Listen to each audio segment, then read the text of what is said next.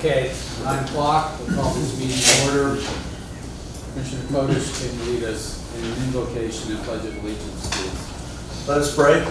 Lord, we thank you for this day. Thank you for our beautiful county. Please guide our hearts and minds as we make our decisions today. Help us to work together and encourage each other to excellence. We ask this in the name of the Lord. Amen. I pledge allegiance to the flag of the United States of America and to the republic for which it stands, one nation, under God, indivisible, with liberty and justice for all.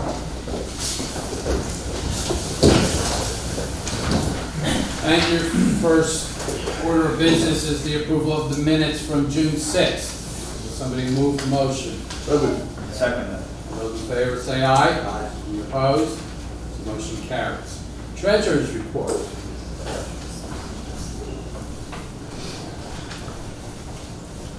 Morning. Morning. For the period ending 6/18, the following payments were reported to the treasurer's office. The accounts payable for the general fund, $916,533.63. Payroll, $369,125.19. 911, 9 checks and 2 EFTs totaling $9,956.31. LEPC had 1 check for $111.96. And the CDBG account also had 1 check for $15,124. And those were all the payments. Any questions on the bills? If not, someone make a motion to pay them. So moved. Second. All those in favor say aye. Aye. Bills are paid. The treasurer's report covers the period of June 5th up through the 18th. The general account had a beginning balance of $2,868,770.21. Total deposits, $530,135.58.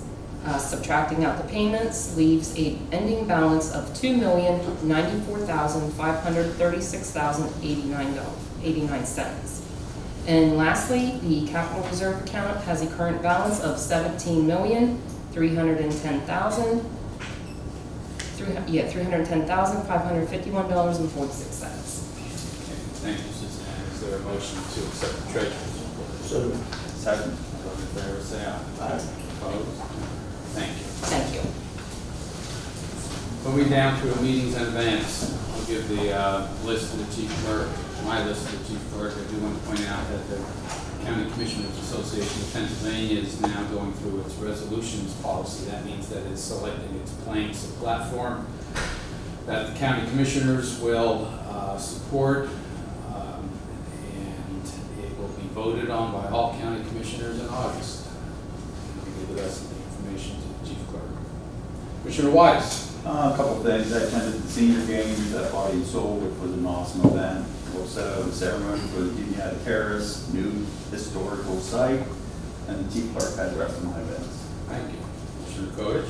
I also attended the Juniata Terrace ceremony yesterday, and I provided my list of meetings to Chief Clerk. I'd like to welcome Mara Wise and Malin Gaynor from MCTV here today. Thanks for filming on your summer vacation. Okay, thank you. Down to public comment. Any public comment?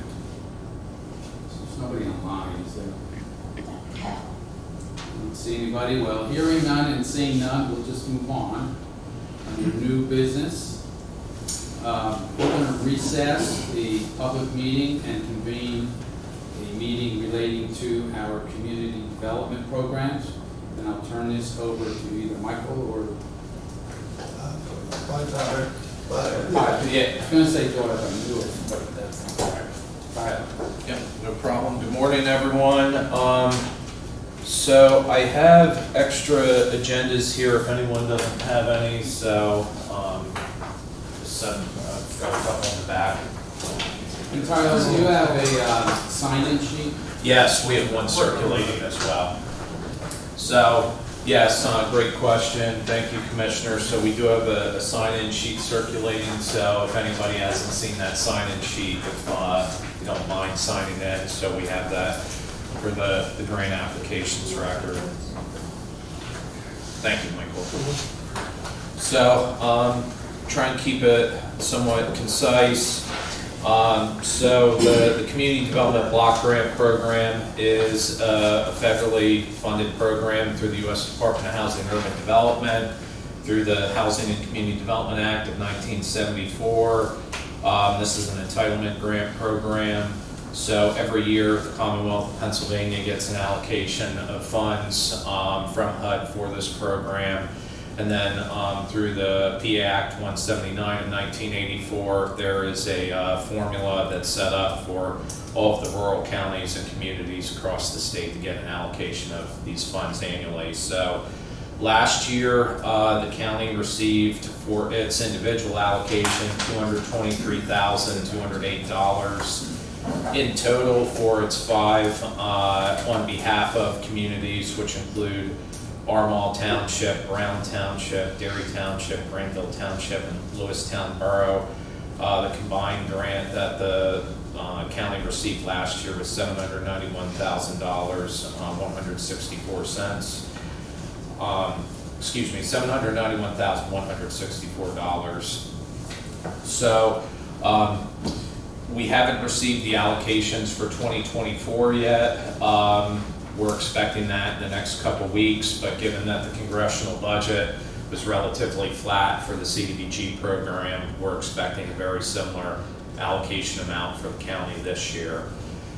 If we go to page 3 of the packet, it has the schedule for this year's program for public participation. Today's the first public hearing. A public notice was mailed out to area municipalities, municipal authorities, and nonprofits last month. Also an ad in the Lewistown Sentinel. We'll be accepting project proposals from the public through July 18th. On August 1st, we'll do a presentation for the commissioners as far as what projects have been received. And then tentatively, we'll plan on having the commissioners make some selections August 15th, with the final public hearing September 19th, with a resolution to apply for the 2024 funds. The application deadline is not been set yet, but it's usually the last Friday in October, so that's what we're planning on again this year. As far as what can be done with CDBG funds, there's a relatively long list of what is considered eligible, and that's on page 4 of the packet. So that's just part of the packet gives the long list of what's a possibility. There's relatively few things in the program that are specifically noted as can't be funded with the program. So that's kind of the easy test with these funds. The much more challenging test is a national objective. Has to be met for every project, and there's 3 national objectives: benefit the low to moderate income residents, removal of slum blight, or addressing an urgent need like a disaster situation in the community. And every year, at least 70% of the county's grant funds have to go towards low to moderate income resident benefit. So that often precludes otherwise a lot of projects that we might be able to do, because we have to find those pockets of low to moderate income populations. So just as far as going to the next part of the agenda, so really any municipality, nonprofit organization, even businesses could theoretically apply for funds. There's not a match requirement with the CDBG program, but with the county at this time accepting competitive proposals from around the county, if municipalities or other interested applicants want to submit a proposal, being able to demonstrate a level of local match certainly makes your proposal more attractive. One thing I didn't mention, which is important to note, so I mentioned earlier that the county has 5 on behalf of communities. So every year the county gets this grant of funds, and so each of these on behalf of communities that I previously listed off automatically have a line item in the grant for X amount of dollars are going specifically for projects in their municipality right off the bat.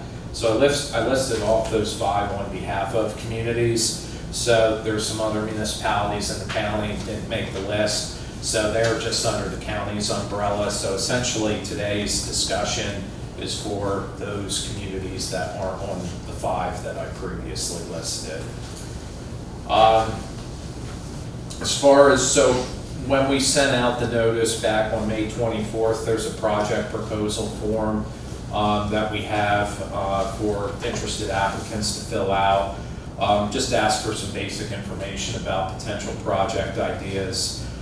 Just giving a general description of what we're looking at for the project, what is the problem that the community is currently facing, what is the potential solution, just some basic mapping, who are the beneficiaries of the project. Again, going back to, we have to have that low to moderate income benefit, so we have to be able to kind of whittle down who's really benefiting here. You know, if the project's for the most affluent part of town, we're probably not going to be able to do the project.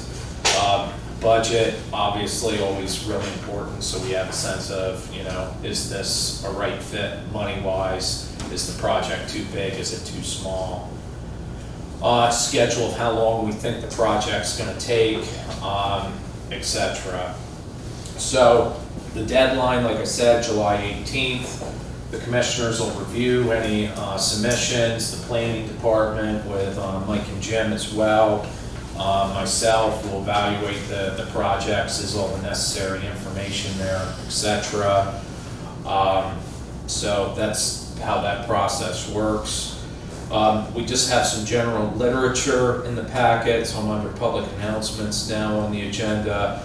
With this funding program being from U.S. Department of Housing and Urban Development, there's naturally some strings that come with the funds. With it being HUD funding, there's really a emphasis towards fair housing rights. So later in the packet, there's the fair housing notice. So this notice just gives some basic information of what potential discrimination looks like as far as housing is concerned, and then provides some additional discussion as far as what are protected classes under Title VIII of the Civil Rights Act of 1968 from the federal side of things, and then the Pennsylvania Human Relations Act on the state side of things as well, and then some contact information if you feel that you may have had a housing discrimination situation. Next page of the agenda is just the anti-displacement plan of the county. So if in the event a resident was displaced from their home as a result of the CDBG project, this is the plan that would have to be followed. And all of our, we just started working with Mifflin County recently, but in all of our years doing projects on CDCOG side of things, which we've been doing CDBG management for 40 years, I don't think we've ever really had a project where folks have been displaced, but it is a protection, and that's just there for the public's information if a situation like that ever arose. We have the 504 resolution in here as well. This deals with disability issues. So if any residents are aware of any accessibility types of issues, whether at county facilities or at any public facilities around the county, Lonnie Griffin with the county is this year's compliance officer to submit any complaints as far as accessibility issues. If any accessibility complaints were made, that could potentially be a CDBG project to try and address those sorts of things. And then just the Section 3 preference statement, which was on the second page of the packet, with this being a program really geared towards assistance to low to moderate income residents. If we have a project that goes out to bid for construction and there's employment opportunities, our contractors are obligated to make efforts in the community to try and hire low to moderate income workers. So there's some information there as far as what is considered a Section 3 resident. Moving on just down to the bottom, project discussion.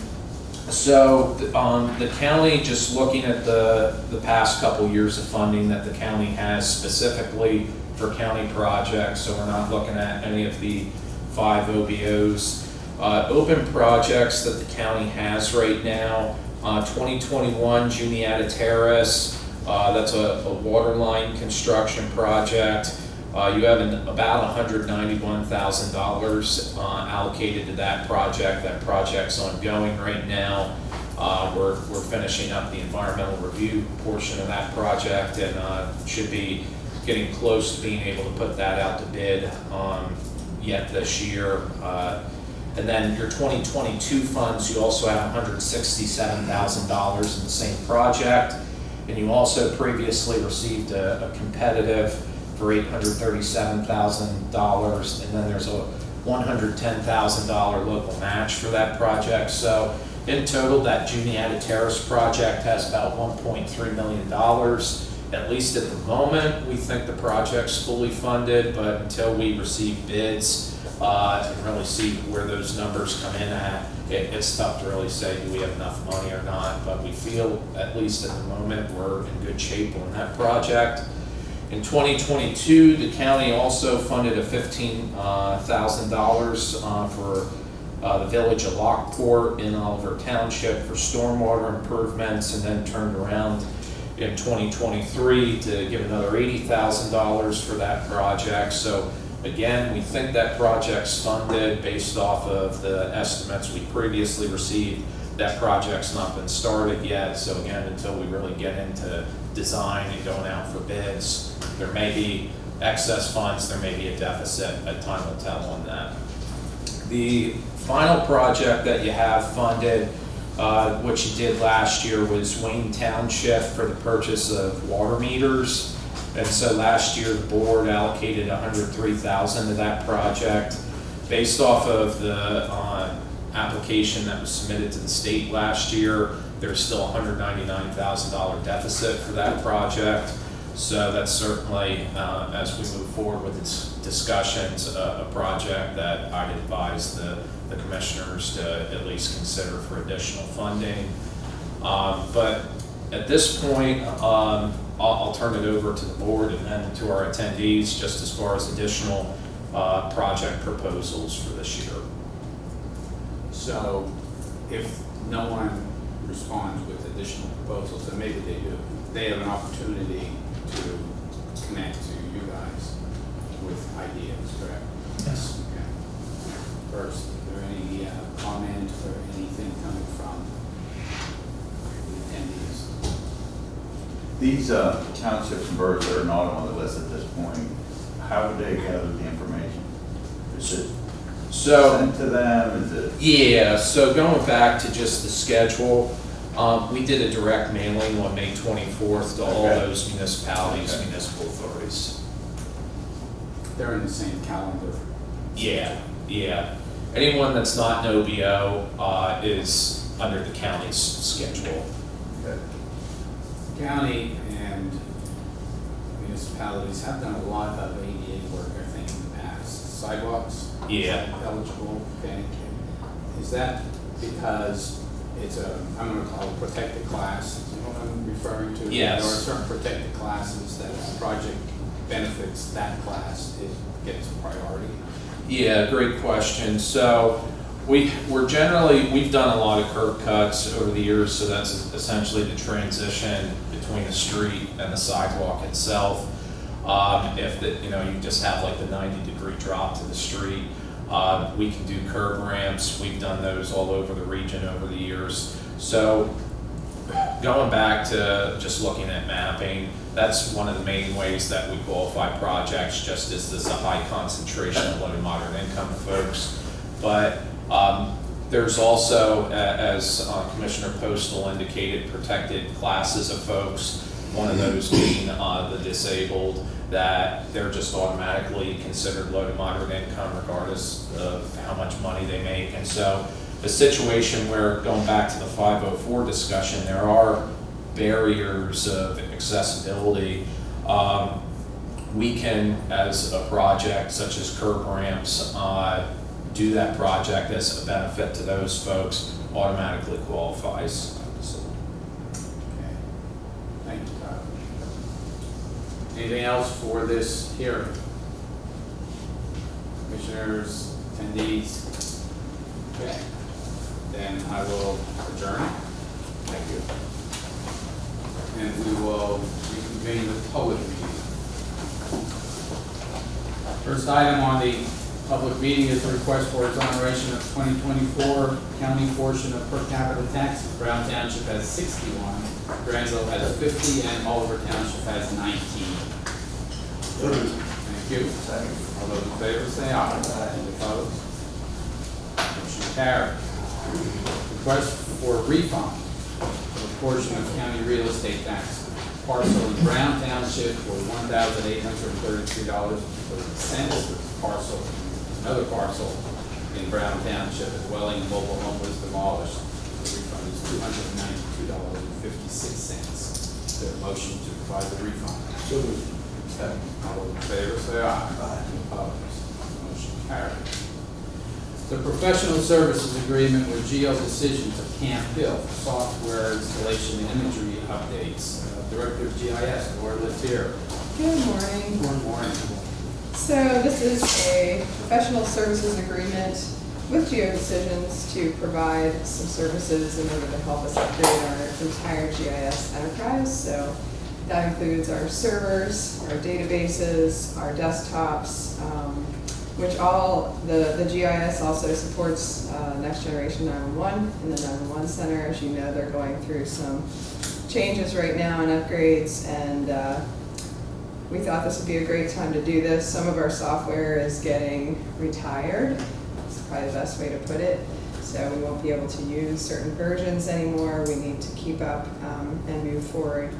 Migrating our existing databases, again, that support 911 and dispatch. We also have been waiting for some imagery from the state, from Pima. And when we get that, we're very close to receiving that. I got an update yesterday. Geo will help us basically optimize that imagery so we can use it the best we can here internally. And this whole enterprise also supports our web-based applications that we serve our communities with. So that software piece is actually going to be retired next year, so we have to move forward. So we worked with GeoDecisions a couple years ago to do this. They know us, they've worked with us, they know our system, and it just seemed like a really good fit. So Laura, on the external uses for the website, Yes. so people will see some changes, improvements. I mean, what would I see if I go on after this? You'll see something similar. It may not look exactly the way it does now, but it will function in the But it same will be manner. updated, the imagery will be updated too? As updated as we'll have, yeah. So that's the goal, is to get the new imagery also up there as an option for people to use. And this funding is coming through 911, so it's not coming out of general funds. This is all public safety money that they have available. That was my question. Yeah, I knew that question was coming, so I figured I would just answer it. Yeah. This doesn't give us a new oblique photography there. It does not give us new obliques. That is different. That's a different vendor. But this is the imagery we've been waiting for. Our county, as well as many, many, many others from Pima. So it was actually flown last year. So when we get it, it's going to be a little bit old, but it'll still be more updated than anything that we have. Okay, thank you. Okay. Thank you. Anything else for Laura? Thank you. Okay. Thank you. Motion to approve. Second. Second. All those in favor say aye. Aye. Opposed? Thank you. Carried. We have grant agreements for homeless assistance program. And to brief us on this will be Human Services Director Melissa Stewart. Good morning. Good morning. So just the grant agreements for the homeless assistance program, this is something that we have every year through the Human Services Block Grant. The amounts remain stagnant year after year, and these are the allocations as listed in the agenda for each of the agencies. So it doesn't seem like a lot of money It's relatively. not. Total is $27,491. Correct. And it is allocated to our department, your department, Yes. for case management. Shelter Services will be getting 9,000, the Abuse Network will be getting 5.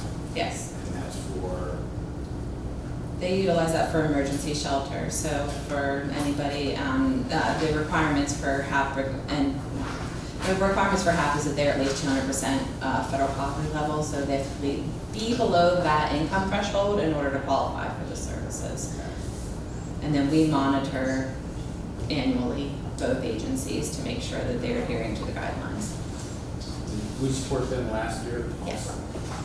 These have been the same amounts for many years. That's shared with Jay County. For me, Is it shared with Union County? that is a different amount. So this is strictly Mifflin County residents. Okay. Any further questions? I probably will take the grant agreements as a block, I suppose, instead of one at a time. So I have a motion to approve the grant agreements for the homeless assistance program for the period July 1, 2024 through June 30th, 2025. I make that motion. Second. All those in favor say aye. Aye. Any opposed? Motion carries. Melissa, you're still up there for Human Services Development Fund agency contracts. Explain this to us, please. So this is also funding that we get through the Human Services Block Grant. It is a straight $50,000 every year. The HSDF board voted on these allocations following an RFP process. And that's what's, as listed, that is what they will be utilized for.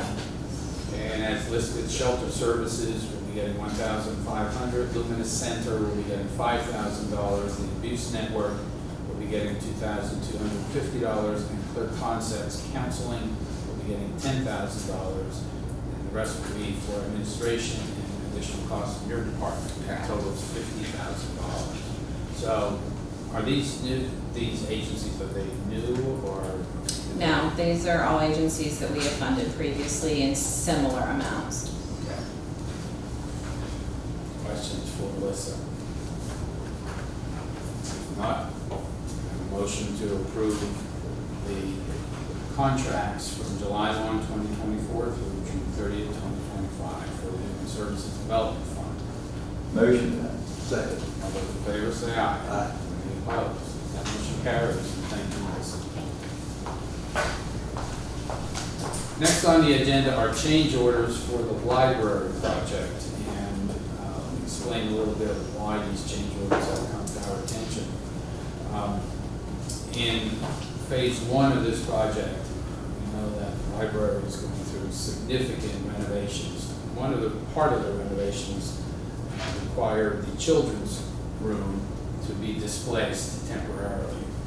If we get to a phase 2 in the library, that will cause the children's room to be displaced again. And so we decided that instead of the inconvenience in closing the children's library twice, we'll accept this change order to do improvements to the children's room during phase 1. Also, there's an intention of providing sprinklers in the library building. We haven't gotten to that point yet, but instead of disrupting the library operations when we do that, we decided that it makes sense to do it under phase 1, so there is only one disruption. So that is the reason for these change orders. There are 4 of them. One is $60,700. The second is $18,873.12. The third is $39,227. And the electric children's library area is $55,478 for the electrical improvements at the children's library. Those are the change orders. Any other discussion, please? If not, I'm going to take these as a group. We have a motion to approve the 4 change orders as I read out. Motion then. Second. Those in favor say aye. Aye. Any opposed? Change orders are approved. Resolution number 37 of 2024 authorizing an application to the Pennsylvania Municipal Assistance Program to financially assist the preparation of the comp plan. We're planning Planning Director Jim Letier to explain it to us. Yes, good morning. This program through Department of Community and Economic Development, through Municipal Assistance Program, could provide up to 50% of the total cost for the preparation of our comprehensive plan, in which we have entered into an agreement with Michael Baker International in the amount of $137,286. We had put in half that cost as a match from the county commissioners towards this project, and the resolution is required to submit the application to DCD, working simultaneously with Delta Development to handle the application on behalf of the commission. This is a resolution to submit the application. Correct. This is not accepting the contract yet because it has not been awarded. That's correct. Yes. Where are we? Well, let's do this first. Is there a motion to accept the resolution? Motion. Second. Those in favor say aye. Aye. Opposed? Okay, I was gonna ask where are we with the comp plan? We have a scheduled kickoff meeting July 10th with several different groups. One is the Planning Advisory Committee, and the other group is a subcommittee of the Planning Commission, and we also invited the commissioners to attend as well. Okay, thanks, Jim. Well, Stay up there for the next item, notice of award for Granville Township Hot Stone Sewer Project. This is to CNR directional boring in the amount of $2,372,620. correct. Okay. We had a bid opening on June 11th. Engineer of record is here today, Matt Harper. And we had 6 proposals ranging from the low bid of what Commissioner Postal just stated, up to $3,697,080. The low bid is to CNR Directional Boring LLC, and we're asking for approval of notice of award, followed by notice to proceed. This was a CDBG competitive Correct. project. Correct, and CNR Directional received the contract for the water portion of this project, of this Hotstone project. This project fully funded with CDBG funds.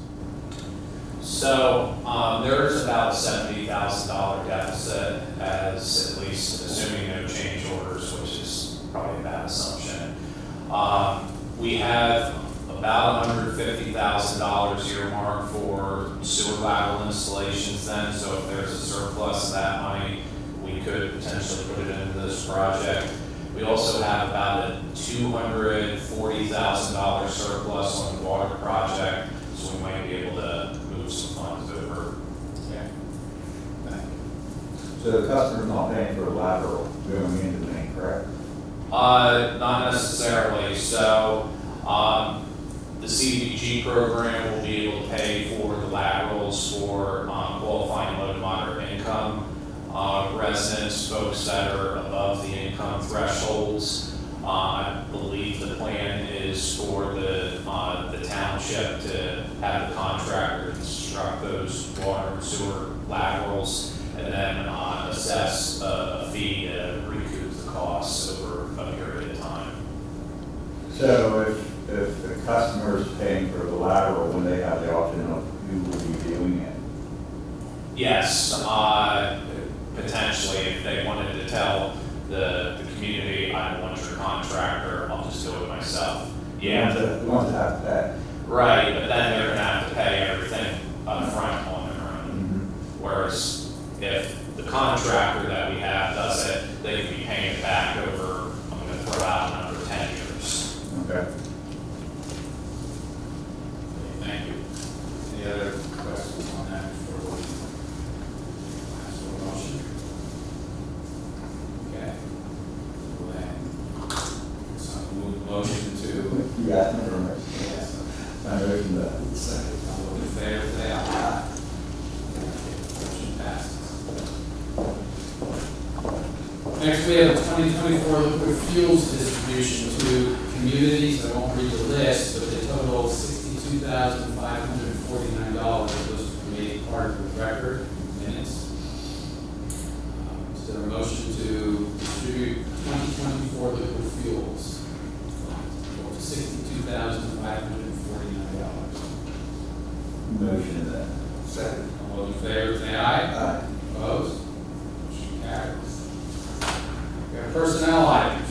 Resignation of Cindy Shuey from Corrections Officer effective June 5th. Resignation of Kalina Mack from Part-Time Corrections Officer effective June 6th. Hiring of Anna Grace Mock for probation intern effective June 10th. Appointment of Sally Zed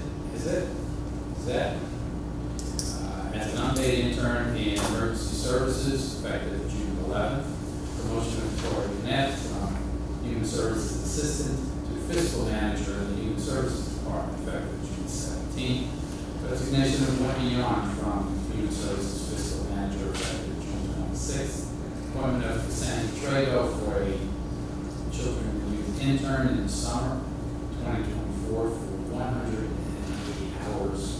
And resignation of Paul Shuey from Part-Time Corrections Officer effective June 14th. Is there a motion to accept these personnel items? Motion. Second. Those in favor say aye. Aye. Opposed? That motion carries. Our agenda is completed, the meeting is adjourned. Well, there we go.